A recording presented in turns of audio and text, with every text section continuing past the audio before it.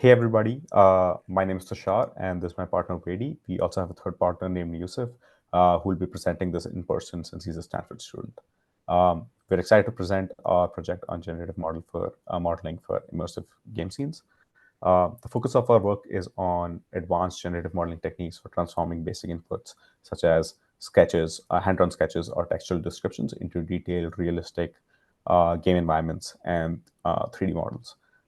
This approach is particularly relevant for the gaming industry, which is constantly seeking innovative methods to enhance visual realism and artistic creativity. Uh, we have three major types of inputs. The first is a new data set of 2D images from modern games such as Cyberpunk 2077. Uh, uh, the other two are hand-drawn sketches and low-resolution images from classic games such as Need for Speed in 1994. Um, these are fed as inputs to Dream Booth and control nets. For we explore two extensions to the default project. The first is using control nets, and the second is extending stable diffusion to generate 3D models using nerves. The related work, in terms of related work, for the text-to-image problem, we are inspired by the stable diffusion model by Rombach, which can generate images from text.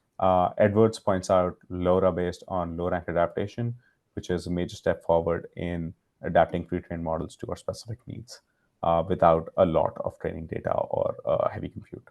For the image-to-image problem, we investigate the control net paper by Lumen. And finally, dream fields and dream fusion models inspire us to create to extend the text image models to 3D models. I'll hand it over to Vedi to talk about the data set. Yeah, thanks, Tisha. Yeah, for dataset, first we create the entire new training dataset on our own. It contains more than 20 image from the game, and we then convert all the image into new format, 520 by 520.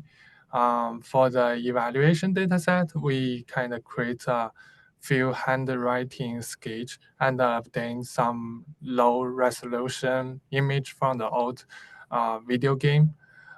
We use this kind of dataset as our fundamental of our project. Next, we can talk about the technical start.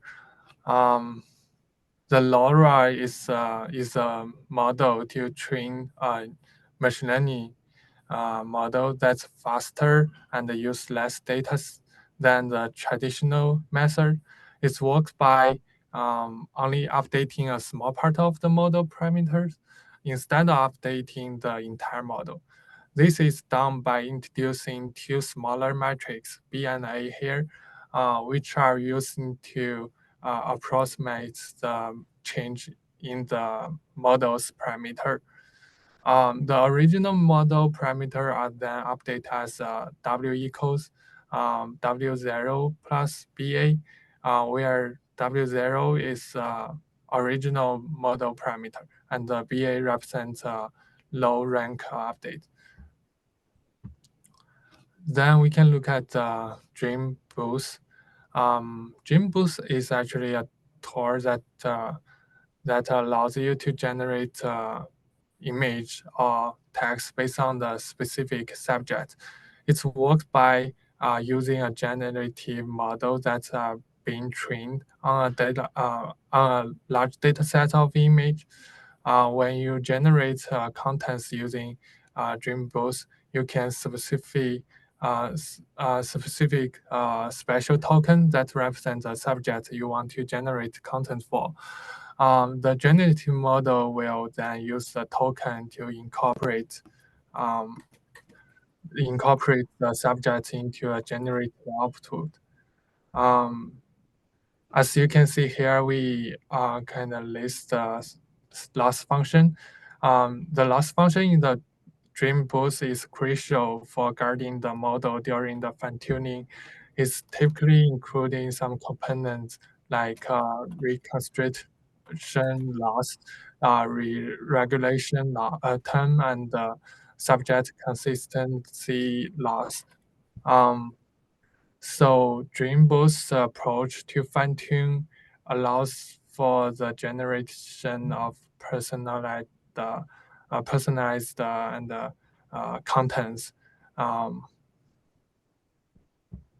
and let's hand over to Tusha to talk about nerve stuff. Thanks, Reddy. So, nerves or neural radiance fields involve using multi-layer perceptrons to predict the radiance and color of a 3D point from any direction, effectively creating a 3D model for an object. They typically require a large number of 2D images from many directions as training data.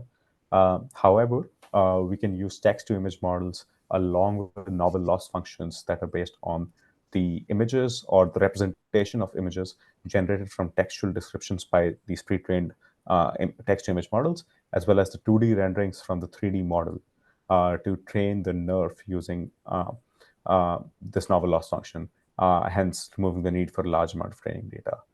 This approach has been used in both the Dream Fields paper as well as in a different way in the Dream Fusion paper, uh, which inspires our work to on extending the stable diffusion model to generate 3D models, even though these papers did not actually use stable diffusion. I'll now hand it over to Vedi to talk about evaluation and results. Thanks, Tusha. So let's look at the evaluation. So current evaluation is based on the virtual quality of the generative environment. Our model can generate a virtual occurring and a realistic environment from various input.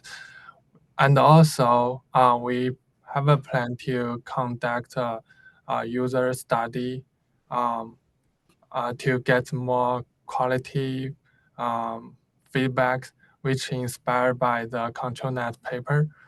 Um, okay, let's look at the results.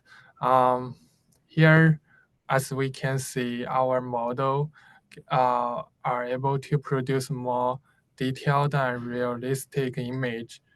We saw a big improvement in the image quality from the beginning of the training till the end. Our results and below that image, we can see our result on the handwriting, sketch, and all the game scene. Uh, also shows that our approach is efficient.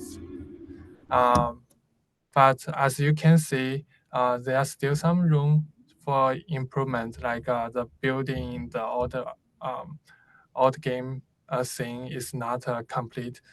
Um, yeah, that's room for improvement. And so in conclusion, our project is not only showcase the potential of generative model in creating immersive game scene, but also paves the way for future advancement in the field. We are excited about the possibility this opening for the game industry and beyond. Thanks for your attention. Thank you.